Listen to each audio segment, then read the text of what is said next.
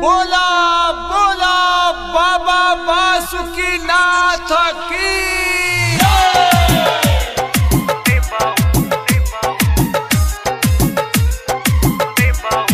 Music by Sanjay प्रेमी।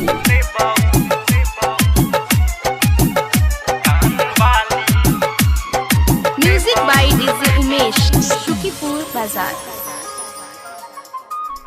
देवघर चल गे पतर की ओठलाली खरीद के हम देबौगे, ओठलाली खरीद के हम देबौगे।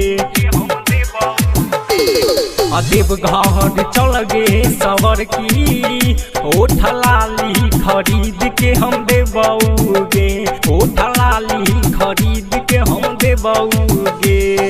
डीजे पे कमर हिलई है सवर की नवीन माह के गाना बजबौगे।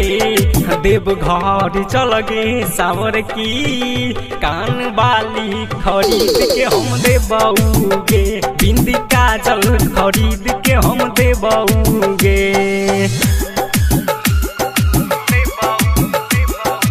म्यूजिक बाय संजय प्रेमी।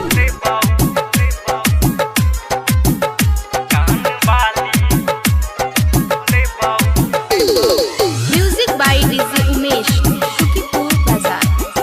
काबर उठै गे नारा लगै गे, कावरिया सबके नचै गे।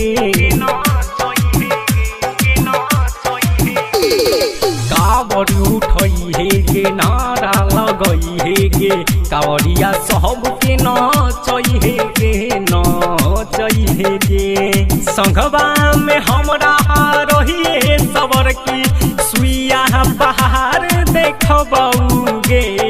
देवघर चल गे गोरकी कान बाली खरीद के हम देबौगे, कान बाली खरीद के हम देबौगे।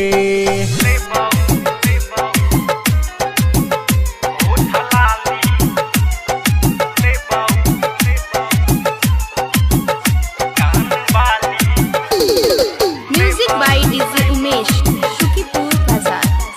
संजय प्रेमी के संगवा में जबही गे रहतौ साथे संतोष गे।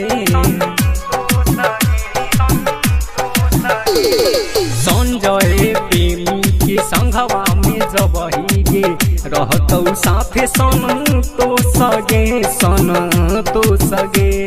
हुकुम करन नवीन शर्मा बाबा से दर्शन करतौगे।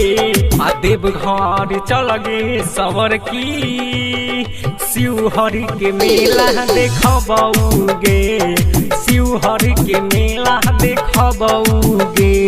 प्रेमी डिजिटल रिकॉर्डिंग स्टूडियो सीभर। कॉन्टैक्ट 9304977188।